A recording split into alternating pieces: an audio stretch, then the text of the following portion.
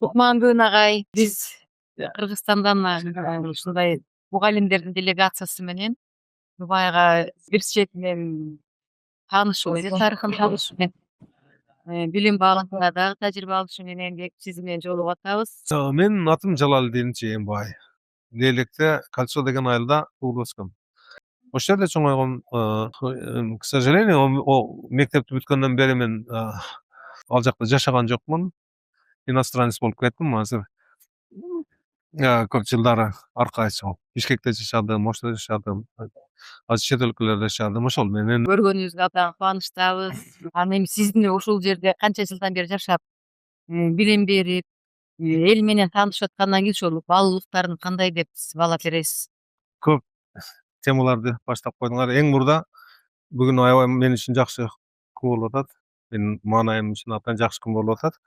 Мынча Кыргызстандын билим берүүсүнүн мынчалык көп өкүлдөрүн чанда кездешем да. Анан абдан жакшы дүйнөнү кыдырып, дүйнөдөн кандай бир пайдалуу идеяларды алганы жүргөн экенсиңер. Ошолорду силерден угуп азыр кубанып отурам. Улуттук баалуулуктар жөнүндө сөз сурап калдыңар. Мен бул жерде иштеген университет Зайыт университети. Анан улуттук деп аталбайт университет. Бирок жүрүш турушунда, баскан турганында ошол бир улуттун граждандардын, ушул мамлекеттин граждандарынын топтому болгондуктан, анан жүрүш турушунда, сүйлөшкөндөрүнөн, анан окууга мамилесинен же болбосо өз мамлекеттин келечегине мамилесинен карап, өзүнүн элинин келечегин, азыркы дагы өткөндөгү тарыхындагы канчалык деңгээлде баалагандыгын, анан ошол тынымсыз идеологиянын формасында иш-ара жүрүп аткандыгын көрүп жүрөм да. Биринчиден өздөрүнүн улуттук кийимдерин абдан жакшынакай, бир кынтыксыз жакшынакай формада кармап кийип жүрүшөт. Кыздары да, балдары дагы. Бир дагы ошол дресс-кодун бузган бир да студент көргөн жокмун. Бирок аны күчтөп артынан текшерген да киши жок. Өздөрүнүн инициативасы менен эле, ар биринин өзүнүн түшүнүгү менен эле өзүнүн улуттук кийимин өтө жакшынакай кийип жүрүшөт. Анан бир дагы башка улуттун өкүлдөрүнө кандай бир негативдүү сөз айтканын уккан жокмун. Ушунчалык кичипейил, ушунчалык сылыктык менен мамиле кылышат. Биздин университетте улуттук университет деп айттым, бирок окутуу англис тилинде болот. Биздин мугалимдердин орточо 90% чет өлкөлүктөр. Ар кайсы мамлекеттен келгенбиз. Аккредитация Америкадан алгандыктан, американский система, американский curriculum дейт. American curriculum. Ошондой. Анан ошол англисче окуганына карабастан, Америка curriculum'да окуганына карабастан, ар бир кыймылында, ар бир билиминде, ар бир материалында улуттук баалуулуктарды аралаштырып, анан ошону жакшы көрүп, өздөрүнүн тарыхый тажрыйбасын кадырлап, абдан жакшы сактап жүрүшөт. Мугалимдердин арасында дагы биз сырттан келген мугалимдер менен сүйлөшкөндө дагы өздөрүнүн улуттук гордостун, жүрүш турушунан көргөзүп, маданияттуулугунан көргөзүп, бизге мамилесинен, эми кээде дайым эле мугалим менен студенттин ортосунда мамиле дайым эле мындай жылуу болбойт. Кээде студент экзаменден кулап калат, кээде спорный моменттер болот. Ошол учурда дагы мынандай сылыктык лексикасы абдан өнүккөн. Анан кантип кайрылуунун жолдорун үйрөнгөн, өзүнүн нараазычылыгын башка партнердун же сүйлөшкөн же адамдын көңүлүнө катуу тийбегендей кылып, өзүнүн кызыкчылыгын жакшынакай формулировка кыла тургандай, өздөрүнүн улуттук сүйлөшүү, коммуникациялык маданиятына сиңдирген ошону. Ушул студенттердин бардыгынан эле ошону билем. Менин тажрыйбамда контраст көп. Мен Америкада көп жыл иштедим. Мен Кыргызстанда 22 жыл агартуу системасында иштедим, мектептен баштап. Анан биз өзүнүн маданиятын өзүм билем. Биздин өзү мугалимдер менен мугалимдердин сүйлөшкөн, студенттер менен мугалимдердин сүйлөшкөн, студенттердин өз ара сүйлөшкөндөрүн, коммуникациянын деңгээлин аны билем. Анан контраст өтө чоң. Чын айтканда, бул жагынан алганда биз улуттук баалуулуктарыбызды оң таризде, оң маанайында кандай бир сонун жолдор менен дайыма тынымсыз көргөзүп жүргөндү үйрөнө турган жактарыбыз бар да. Ошонун эгерде мынантип силердей болуп келип кетип мамиле кылып, башка маданияттар менен, башка элдер менен сүйлөшүп көбүрөөк алака болсо, анан ошолор бири-бирибизден көрүп, биздин оң жактарыбызды булар көрүп, алардын оң жактарын биз көрүп, ошентип көп нерсени үйрөнсөк болот деп ойлойм. Мен көп мамлекеттерде болдум. Өзүм окуган Латвияда окудум, аспирантурада. Биз Россияны да билебиз, баардык жерде, баардык мамлекетте эч бир улуттун ичинде начар болбойн дегени жок. Бизде да ошондой. Биз да улутубуз жактар менен тааныталы, баардык жерде кылат. Бирок ошол жанагы бизде педагогикалык заправкабыз, ошого жардамыбыз азыраак болгондуктан, ошону иш жүзүндө ишке ашырып, жакшы менен көргөзүш техникаларын дагы жакшы өстүрүшүбүз. Булар ошону абдан көп жылдардан бери ошол жакшы жолго барып калган. Агай, мен сизге берейин деген суроом, дүйнөлүк система PISA боюнча сиздин көз карашыңызды уккум келип атат. Бизге кандай сунуштарды айта аласыз? Кыргызстанда бир азыр атын унутуп атам, бир билим берүү боюнча эл аралык изилдөө жасаганбы, кичинекей группа бар экен. Анан ошолордун бир маалыматы жазыптыр, кыргыз окуучуларынын академиялык өнүгүүсү батыштын же болбосо PISAга катышкан өлкөлөрдүн окуучуларынын академиялык деңгээл академиялык жашы ошолордон 3-4 жыл аркада турат деп. Бул на самом деле эмнени түшүндүрөт? Биздин окуучулардын академиялык деңгээли 4-5 жылга аркада боло турган болсок, биздин балдарыбыз 17-18 жашка чыкканда, турмуш курууга келген убакытта боло турган болсо, жоопкерчилик ала турган жашка келген болсо, өзүнүн келечегин аныктай турган жашка келген болсо, анда алардын ойлонуу деңгээли 13 жашар баланыкындай болобу деп PISAны изучать эте баштадым. PISA деген эмне, кандай суроолорду берет, эмнени текшерет? PISA деген бул өзү баштаган киши Шляхнер деген математик экен өзү.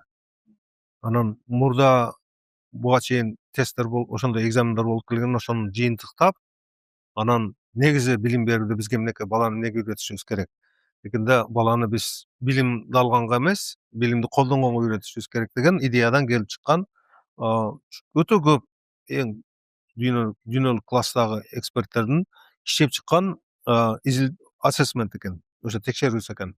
Алардын результаттары боюнча, жыйынтыктары боюнча күмөн болушу мүмкүн эмес экен. Себеби Кыргызстандан бизге катышканда 5000 студент катышты, 5000 окуучу катышкан экен. 5000 окуучу катышса, бул жаңылыштык болушу мүмкүн эмес да ал жерде. Себеби статистика боюнча уже 100 балага жеткенде эле среднийден жаңылыштык болбойт. Бул 5000 деген өтө чоң тактыкты бере турган изилдөө. Бул фактически биздин балдардын академиялык өнүгүшү өтө аркада экендигин көргөзөт. Көп нерсенин себептерин көргөзө тургандай болду да, көргөзгөндөй болду. Бизде эмне проблема? Бизде экономикалык проблема, туурабы? Экономикалык өнүгүү жок болуп атат, социалдык өнүгүү начар болуп атат. Бизде эл аралык байланыштар өнүгүүсү начар болуп атат. Бизде жумуш, кесип тандоо, деги эле жашоо деңгээлибиз өтө начар болуп атат. Кыргызстанда ошонун баардык себептери келип биздин академиялык балдарыбыздын 15 жашка чейинки. Негизи биздин билим берүү системабыздын реалдуу турмушка жетишип даярдай албагандыгын көргөзөт. Отчетторду карасам, PISAда биз тестке 2 жолу катышып, 2 жолу тең эң акыркы болгонбуз деген жыйынтыктар менен жүрүп. Баардык жерде ошентип жазылат экен. Биз ооба, фактически эмени карай турган болсоң, действительно аркада эң акыркысы болобуз.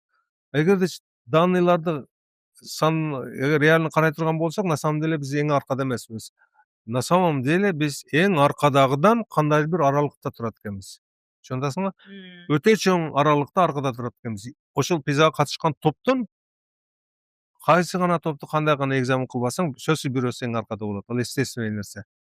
Биз ошондой естественный нерсе эмес экенбиз. Биз ошол катышкандардын ичинен эң акыркысынан алда канча аралыкта турат экенбиз. Бул деген биз жөн эле кошумча окутуп, кошумча инвестиция кылып, эме кылып кубалап жете тургандай абалда эмес экенбиз. Биз өзгөчө аралыкта экенбиз. Дагы мени өзгөчө таң калтырганы, Кыргызстанда муну эч кимди кызыктырбаптыр. Единственный серьезный, абдан качественный исследование кылган киши Дүйшөн Саматов болуптур. 2 аябай сонун макала жазыптыр. Биринчи макаласында мен tigi anglисче жазып тур. К сожалению, азыр кыргызчасы барбы жок билбейм. Эми профессионал да ошол билим берүүнүн кантип иштейт, анын ар бир чектин текшерип чыккан, бул да начар, бунусу да начар, мунусу да начар себептерин интервью кылган, алардын исследованиясы биздики квантитативный дейт, биз математический исследование, алардыкы качественный исследование дейт. Качественный исследованиянын өзүнүн методикалары бар. Мындай спорить эте албайсың да, ушундай негизделген. Абдан жакшы изилден. Мени таң калтырганы, биринчиден эч ким изилдеген эмес, андан башка. Экинчиден изилденген материалды эч ким карабак. Эч ким кызыгып ошону же сындап, же болбосо туура деп, же туура эмес деп, ошол тема боюнча сүйлөшүү да болбойт.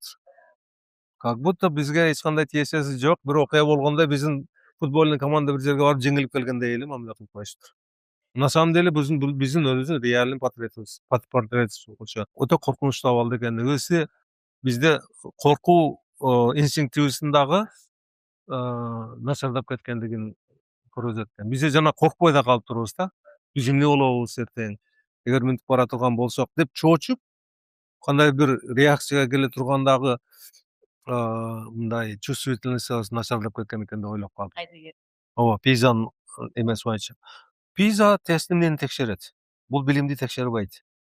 Бул өтө өзгөчө. Биз дайым мектепте башка неме эткенде бул системаны биз билим берүү системасы деп атайбыз. Бул жумуштун түрүн биз билим берүү деп атайбыз. Чындыгында билим берүү деген сөз бул образовательный процесстин жаратылышын чагылдырбайт. Таптакыр бул билим алуу деген бул эгерде Блум таксономиясын карай турган болсо эң төмөнкү примитивный маалымат топтоо гана деңгээлине келет. Бул эме функциональный грамотность дейт. Функциональный грамотность. Функциональный грамотность деген эмне деген? Функциональный грамотность деген сен оюңда айта аласыңбы, жаза аласыңбы? Ал негизги эмес. Сен жасай аласыңбы?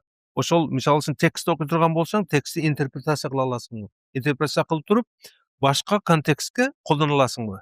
Ошону текшере турган экен. Бул ушунчалык кылдат жасалган инструмент экен.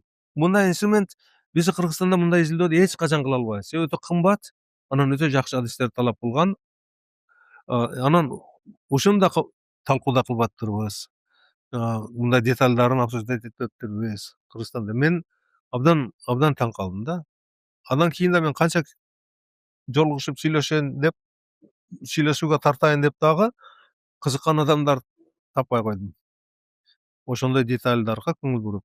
Мына мисалы үчүн анын маанилүүлүгү кандай? Биздин жүрүш турушубузда, психологияда дагы, ойлонуубузда дагы, же болбосо чыгармачылыгыбызда жасаган иштерибизде коомдук илимдерде коррелянт деген түшүнүк бар. Эки нерсе, мисалы үчүн корреляция боло турган болсо, эки нерсе мына орун ала турган болсо, бул дагы орун алат деген. Мисалы үчүн, эгерде адамдын бою өсө турган болсо, салмагы да өсөт. Салмак менен бой эки башка измерение, бирок коррелянт, параллельный жүрөт, бирден. Ошондо эгерде коррелянттарды карай турган болсо, биз текстти интерпретация кыла албаганы баланы эмнени түшүндүрөт?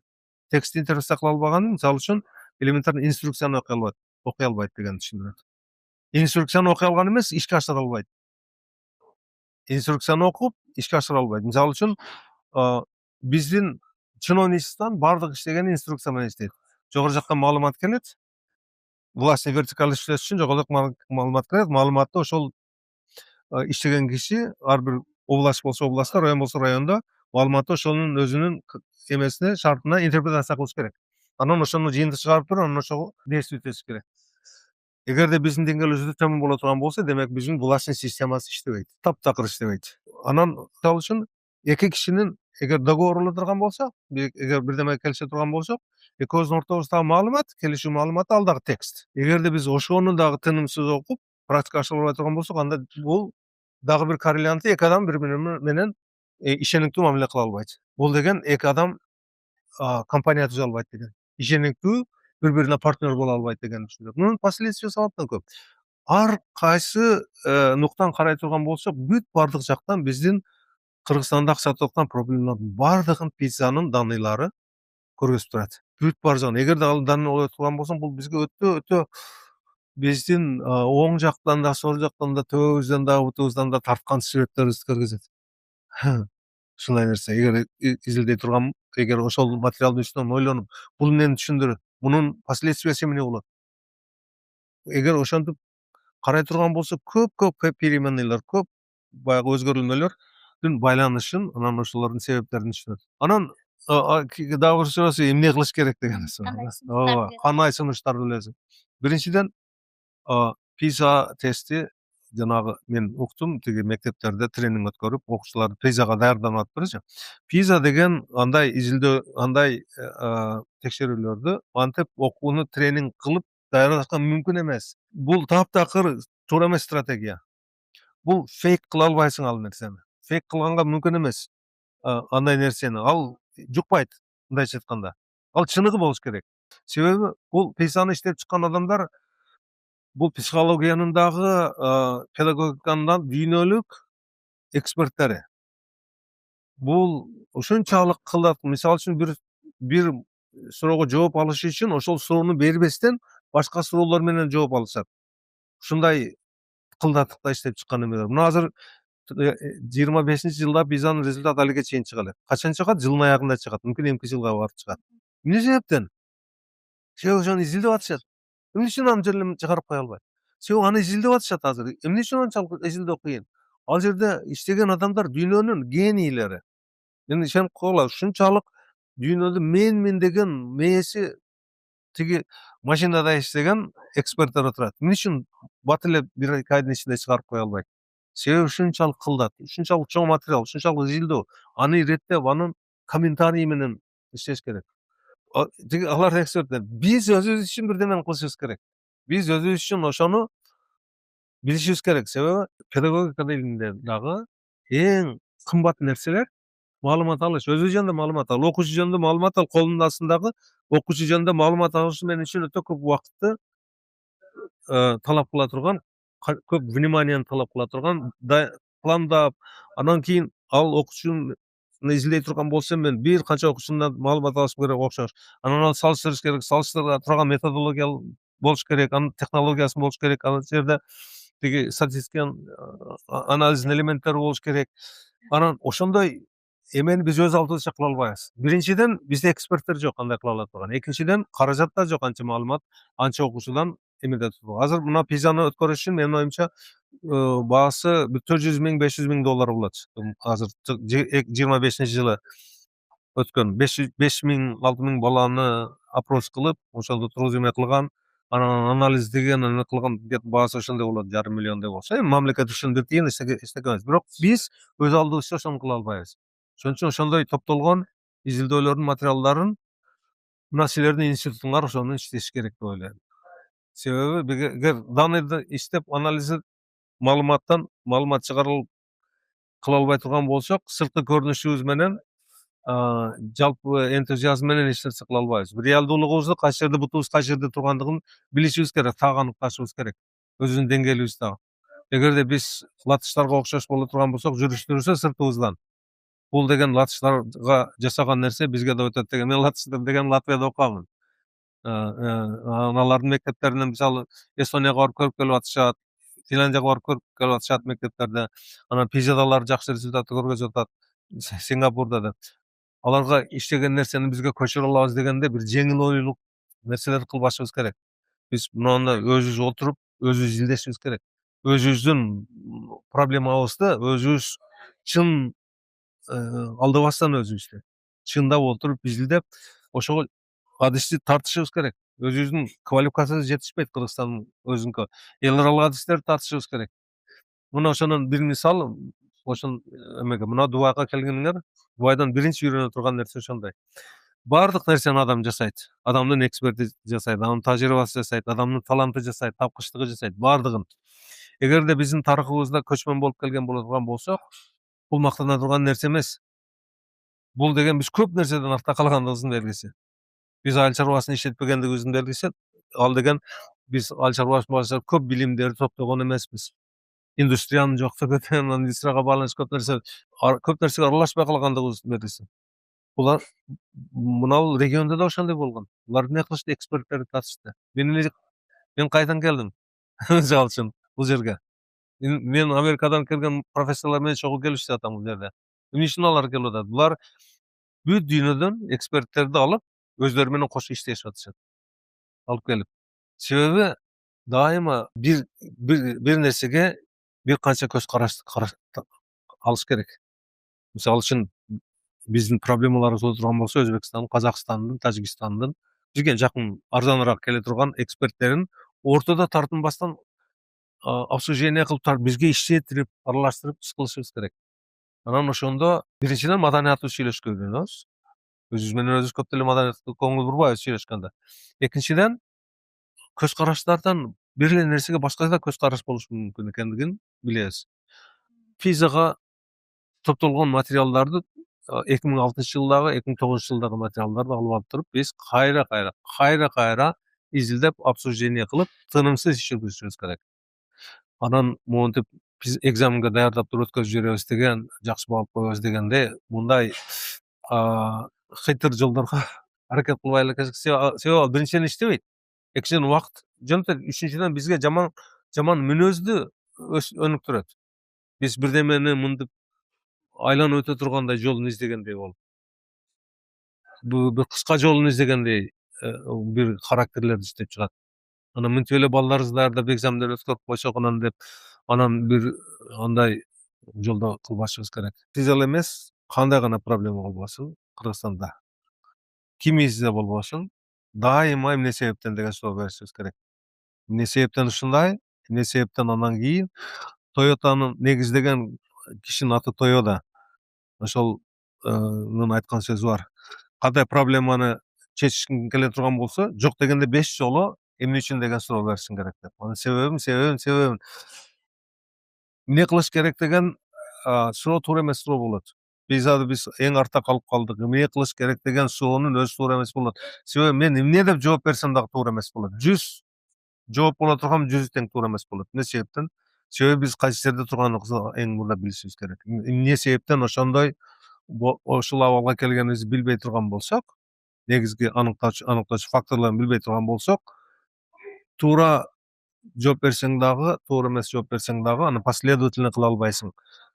Ошон үчүн дайыма эмне себептен ошондой, эмне ошону аныктоочу факторлор эмне? Ошонун үстүнөн иштешибиз керек.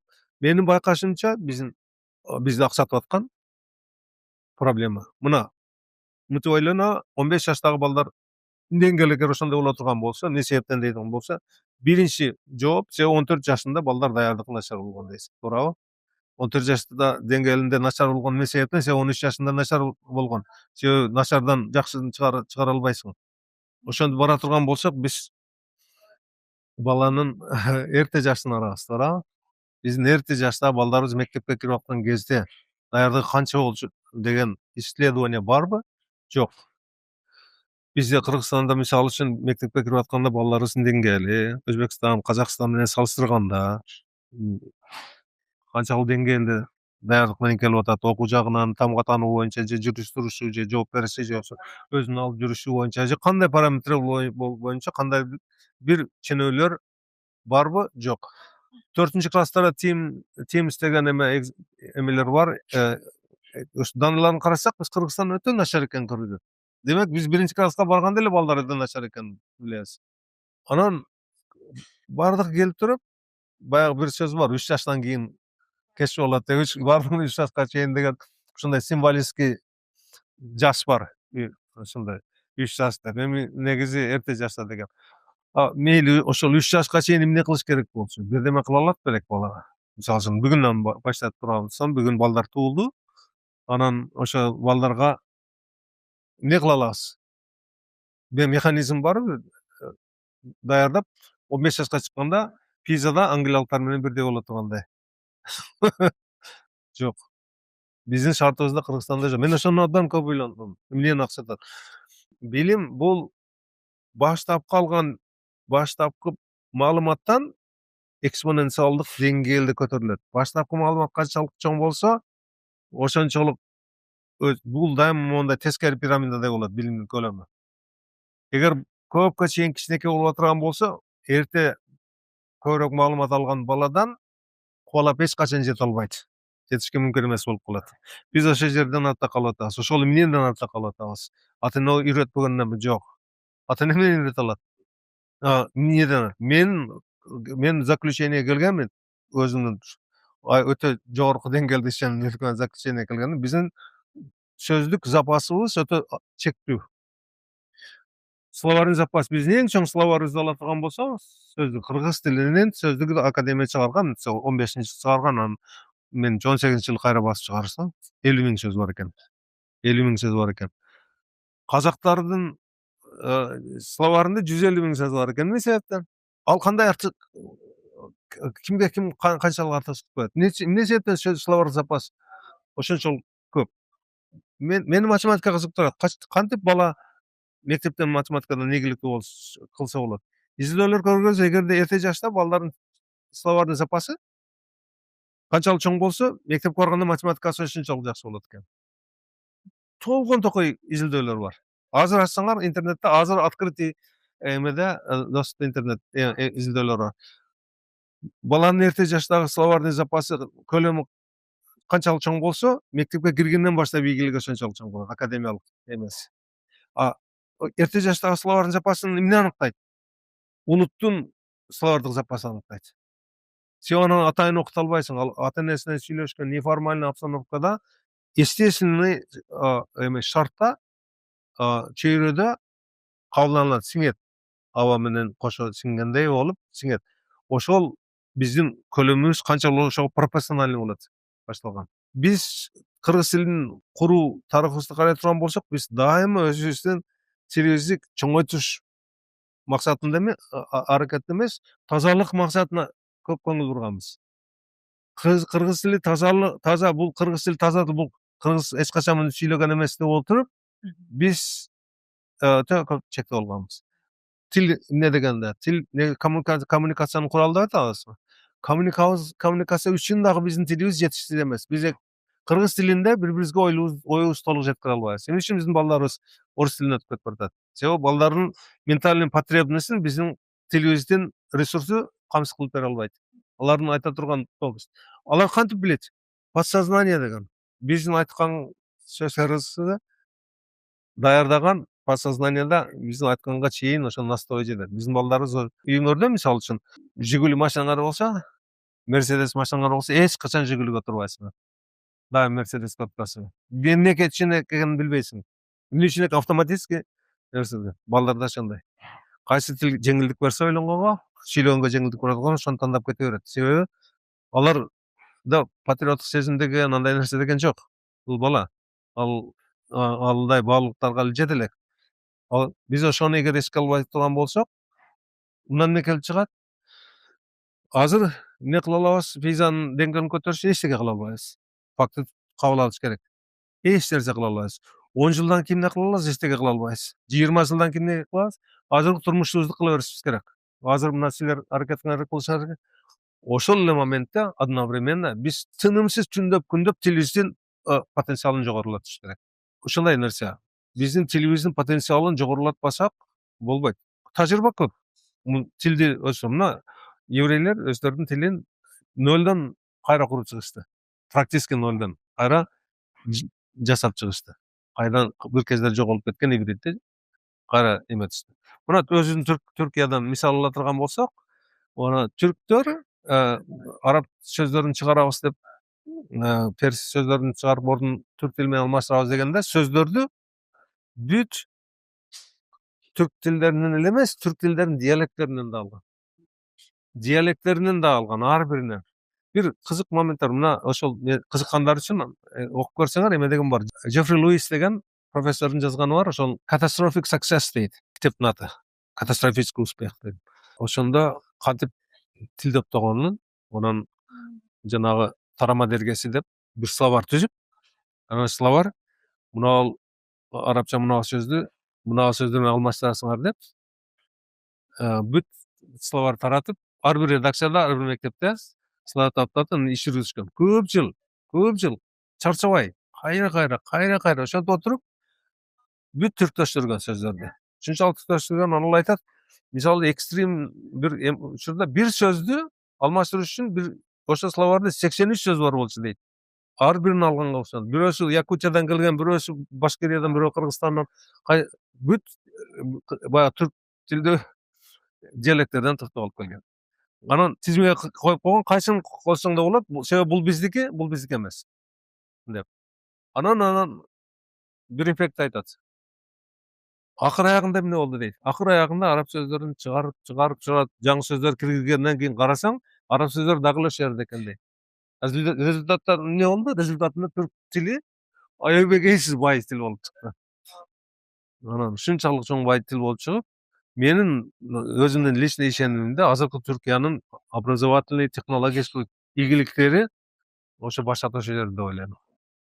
Ошон үчүн биз эң мурда кылган ишибизди кылып улантырышыбыз керек. Бирок сөзсүз түрдө эгер биз 50 жылдан кийин дагы ийгиликке жеткизип билимдүү болгубуз келсе, анда азыртан тилибизди кеңейтип барышыбыз керек.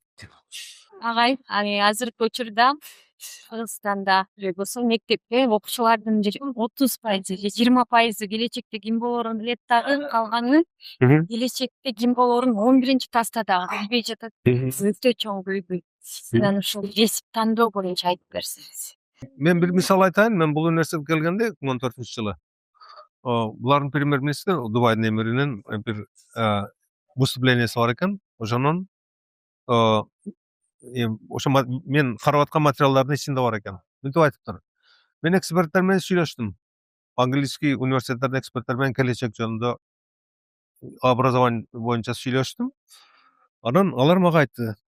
Азыркы мектепте окуган балдар мектепти бүтүп иштеген убакытка чейин барганга чейин азыркы кесиптердин 50% жок болот экен. 50% башка кесип болот экен. Ошого менен суранышым, ошону эске алып иштесеңер, билим берсеңер балдарыбызга деп. Илгери агроном болсоңуз, агрономияны бүткүчөңүз ошол технология төртчү кийин үйрөнүп, университеттен келип барып, анан барып агрономдук ошону дарыларды сепчү. Селитра дагы эмне дегендерди сепчү ошону. Туурабы? Азыр андай болбой калды.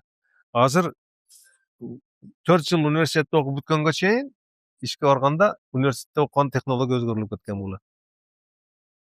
Кесиптин түрлөрү да ошондой. Былтыры Америкада ушунчалык программирование спрос аябай чоң болчу.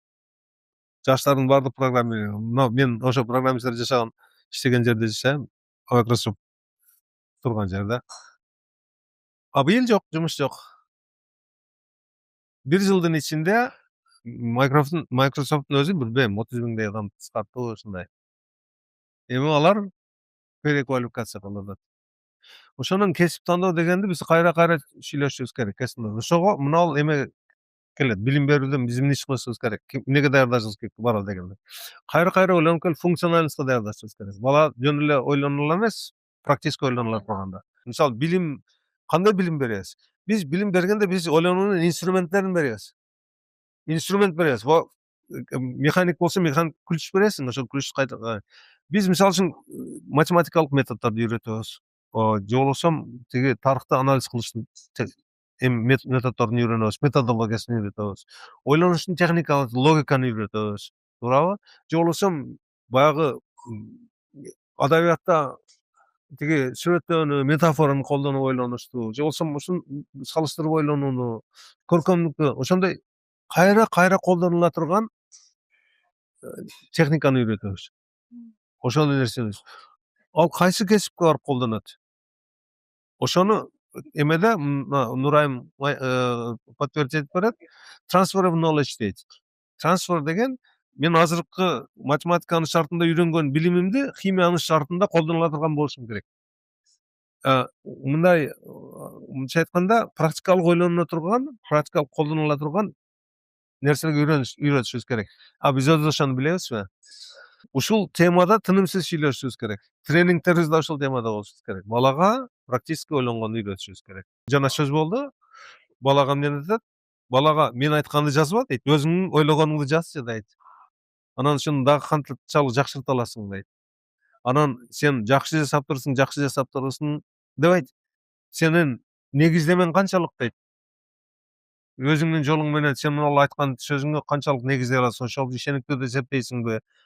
Ушундай логикалык ойлонуш, же болбосо өзүнүн оюн бекемдеп айтыш, анан сөздү кураштырыш, формулировка кылыш, ушундай техникаларга үйрөтүшүбүз керек. Анан сүйлөшүүгө үйрөтүшүбүз керек. Менин эң ыза кылган кыргыз тилинде эң ыза кылган жактардын бири биздин тилибизде ушунчалык убакыттын ичинде тилчилерге айтайын, биздин сылыктык лексикабыз жолго коюлган эмес. Извините, пожалуйста, эгер англис тилин уга турган болсоң, эки адам урушканга мүмкүнчүлүк жок. Себеби ушунчалык сылык сөз менен айта турган, канчалык наразылыгыңды дагы тиги ыраазылыгыңдагы сөз менен сөздүн формулировкасы менен айткан мүмкүнчүлүктөр бар. Анан ошонун өзү конфликттин жаратпайт. Конфликттен мурда маалымат алмаштырышка мүмкүнчүлүк берет. Биз ошол сылыктык лексикабыздын өзү жолго коюла элек. Дагы эле биз бала тигини чайды ала келбейсиңби деп сүйлөйбүз ушинтип эметипчи. Башка жерлерде, мына жерде байкадыңар да, канчалык сылыктык эмелер колдонот. Англис тилинде өтө бай, орус тилинде деле абдан жакшы. Өзбек тилдеринде мен өзбек тилин жакшы билем, абдан бай. Адамдын көңүлүнө катуу тийбей, өзүнүн наразычылыгын билгизе ала тургандай формулировка кылганга мүмкүнчүлүк бериш керек. Анын үчүн көп иштеш керек. Ошон үчүн кесипке тандаш бул көп сүйлөшө турган тема. Анын Жасалма интеллект боюнча өзүңүздүн оюңузду айтсаңыз, келечекте кайсы кесиптер ушул жоголушу мүмкүн? Мугалимдик кесиптен ордун ушул жасалма интеллект басып кетип алат деген көрүш бар. Мен кече жакында менин агамдын уулу докторский диссертацияны защита кылып, искусственный интеллект боюнча Америкада вручение болду, ошого барып келдим. Facebook'ка ошонун видеосун коюп койдум, эметкенин. Анан жетекчиси өзү медицинский биологиядан специалист экен, гений десе болот да, ушунчалык көп тармакта иштеген жапжаш аял киши экен. Анан ресторанда отуруп сүйлөшүп калдык. Азыр искусственный интеллект менен иштей турган дрондордун үстүндө иштеп атышыптыр. Дрондордун военный заказ менен иштеп атышыптыр. Анан көп тема сүйлөшүп, анан сен сурап аткан суроону мен сурадым да. Эмне болот бизге? Силер искусственный интеллектин бара турган болсоңор, эртең ким калат, ким калбайт? Кайсы кесип болот? Анан кантип өтөбүз? Айтыш өтө кыйын дейт. Эмне калат? Ойлонуучулук калат. Логикалык ойлонуш, практикалык ойлонуш. Ошол калат. Анан кандай шарт түзөт, кайсы технологияны кайсы убакыттын ичинде алмаштырылат, эч ким айта албайт дейт. Негизи эле келечекти предикшн кылган, предсказывать эткен өзү өтө калпсыз нерсе да. Күтүлгөн нерсе болбойт, күтүлбөгөн нерсе болот. Эми искусственный интеллект жөнүндө сөз болгондо, large language model деп атпайбы? Баягы модель больших языков дейт. Биз сүйлөшсөк, мына Siri менен сүйлөшсөк деле болот. Искусственный интеллекттин элементтери. Же болбосо ChatGPT менен сүйлөшсөң да болот. Grox деген менен коллегам болсо, Grox дегенди эметип, видеону көргөзсө, бул гүлдүн түрү мындай деп айтып берип атат. Бул кайсы цвет көрүп атасың десе, кызыл, жашыл деп айтып берип атат эми. Искусственный интеллект адамдай көрүп, таанып айтып берип атат. Анан аялына көргөзсө, это Галина деп айтып берип атат. Себеби мурда видео тартып сүйлөшкөн экен. Мурда сүйлөшкөн экен, эстеп калыптыр ал. Искусственный интеллект. Бул деген эмне деген сөз? Искусственный интеллект бизге жооп бергенде каяктан алып жооп берет? Ошол эле китептерде жазылган, словарда жазылган аябай бардыгы памятте турат. Илон Масктын искусственный интеллект кармаган жери, по-моему, стадиондой эле болуш керек, полный чиптер менен толтурган. Ооба. Бар маалыматтын бардыгын, анан ошонун ичинде биз кантип сүйлөйбүз? Биз грамматиканы колдоно алабызбы? Ошо грамматиканы да билет. Анан мынандай болгондо биз обычно эмне деп жооп беребиз? Мына суроого, искусственный интеллекттин келечеги кандай болот деген суроого көп адамдар жооп берген. Ошолордун ичинен биздин шартыбызга жараша алгоритм иштеп чыгат, бизге жооп чыгарып берет ошону. Бир адамдын акылына анчалык топтолбойт. Искусственный интеллекттин акылында бардыгы топтолгон, бардык адамдар топтолгон. Ошон үчүн ал бизге караганда акылдуулук кылат. Ошон үчүн бизде канча словарный запас боло турган болсо, ошонун баары кыргызча мен эмеден тамашалап эметим, мага бир бата жазып берчи десем, ChatGPT бата жазып берди. жаштарга бата жазып бер десеңиз, бата жазып берет. Ошондой аны кайсы жактан алып атат? Ошол биздин интернеттеги же алардын өзлөрүнүн топтогон маалыматтарынан ошол эреже менен адамдар сүйлөгөн грамматика менен топтоп берип атат. Ошол азыркы деңгээлде искусственный интеллект ошол. Келечекте дагы анын өнүгүшү канчалык болот? Өтө айтыш кыйын. Эми биз эмне даярдык көрүшүбүз керек? Мен точно билбейм. Мен өзүм билем. Мугалим өзгөрүш керек. Себеби мен эртең искусственный интеллекттен билими бар пайдаланган окуучуга бирдемени үйрөтүшүм керек. Ошон үчүн мен тынымсыз изденүүдө болушум керек. Биздин университетте күнүгө 2-3 тренинг болот. Күнүгө. Бизде эми 4 күндүк режим, бул жерде университеттер 4 күн иштейт. Силер Кыргызстанда дагы эле 5 күнбү? Анан ошо 4 күн күнүгө 2ден 3төн тренинг болот. Искусственный интеллект кантип колдонуш керек, кайсы ситуацияга кандай болот, баа койгонго, тиги эме кылганга ошондой. Себеби Зайыт университети өзлөрүнүн балдары үчүн бардыгы болсун деп департамент түзгөн. Ошол жерден билим баягы педагогический инновация, образовательный инновация деген эксперттерди топтогон, 10-15 экспертти бир түйнөдөн топтогон. Анан алар тынымсыз иштеп, тынымсыз бизге жооп берип, ошентип иштеп атышат.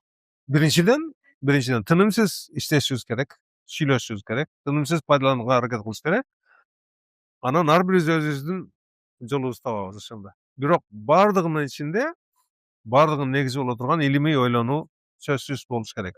Илимий ойлонуунун биринчиси логика, экинчиси илимий закондор.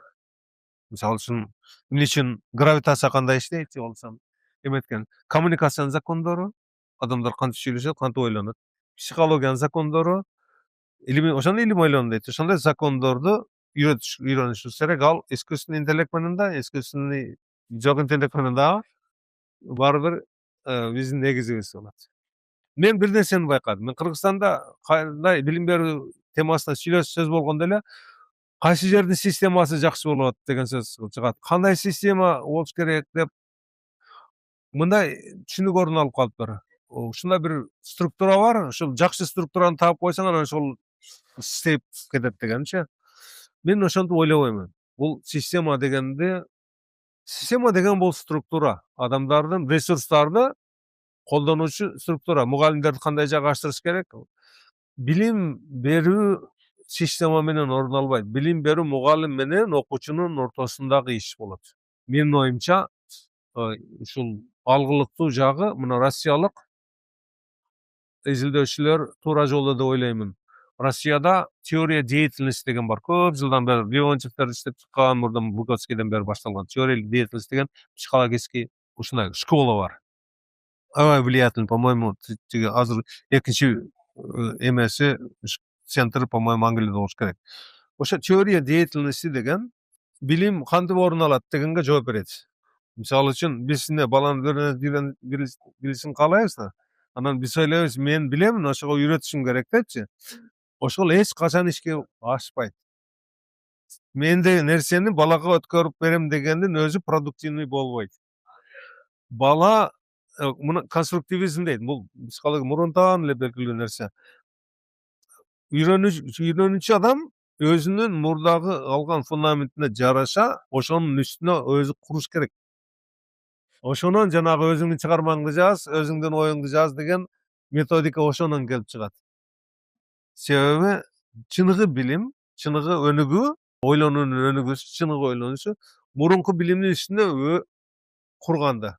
Анан Нурайым дагы бир нерсени айтты, мугалимдин иши мында маалыматты берүүчү адам эмес, тиги ошол тигинин деятельностин, чыгармачылыгын шарт түзүп бере турган жардамдашуучу, ошону кээде фасилитатор деп коет. На самом деле түшүнүктүү да, ошол тиги окуучунун ойлонушуна жардам бериш керек, өзүнүн. Мисалы, эгерде физический упражнение эмесе эң даана көрүнөт. Сен анын ордуна секирип көрбөйсүң, мендей секирдебейсиң. Бул кадамды кой, анан кийин бул кадамды кой. Дагы эми пробовать эт. Анан же болбосо дагы башка кандай ыңгайлуу болот сага деп өзүнө эме улам өзүнө шанс берип, кайра özünün inisiativaсын. Ошо теория деятельность айтат. Балада умтулуу качан пайда болот? Өзүм үстүнө билим кошом деген. Загадканын загадкасы ошол. Мотивация кантип башталат? Качан бала ушу кызыгат? Биз кызыгат деп коебуз жалпысынан, мотивация. Качан азыркы биринчиден мына ситуацияда мен эмнени билем, анан ошонун үстүнө дагы эмнени кошулам деген умтулуу кантип пайда болот? Мугалимдин бирден бир иши ошол болуш керек. Диагностика. Баланы диагностика кылып, Выготский бул 100 жылдан бери белгилүү Выготский деген зона ближайшего развития дейт. Зона ближайшего развития деген баланын билген эмеси бар. Анан ошо билгенди кандай бир деңгээлге чейин үйрөнүп алат. Мынчаны үйрөнө албайт. Ошол мугалимдин иши ошону диагностика кылыш керек. Мугалим диагност. Бала кай жерге чейин келген.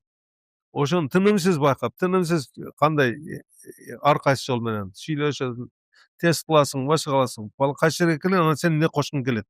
Анан ошо кошкуң келгенин балага берип туруп, эми секир, эми карма. Мына көрдүңбү мына депчи. Анан ошол зона ближайшего развития дейт. Только ближайший развитие гана жугат. Эгерде баланын даярдыгы жок болсо, Кыргызстандагыдай, программа нормальный, мисалы үчүн биздин программалар Россияга жазылган программа. Мен аны жакшы билем, өзүм иштегем. Россияны. Анан программа болсо, анан ошону күчөй турган болсок, биз формальный пустой оборотто жүргүзөбүз системаны. Бизде, к сожалению, биздин системабыз пустой оборотто жүрөт. Себеби баланын зона ближайшего развитиясы менен иштебейбиз. Вот в чем проблема. Академический жактан өнүгүү жактан, билим алуу жактан баланын түшүнүк деңгээли жагынан бала каерде? Ооба. Кайрадан башташты билбей экенбиз. Биз ошол биздин кесибибиз. Ошол билбесек, анда биз кесибибизди начар аткарган болобуз. Биздин кесибибиз диагностика кылыш. Тынымсыз диагностика кылыш, бала кайда, кайсы жерде турат, анан анын үстүнө эмне кошкуң келет? Анан ошол кошкуң келген, анан балага кантип билгизем, ошону сен ошону кадан кылышың керек. Анан баланы кантип ошону настроить этем?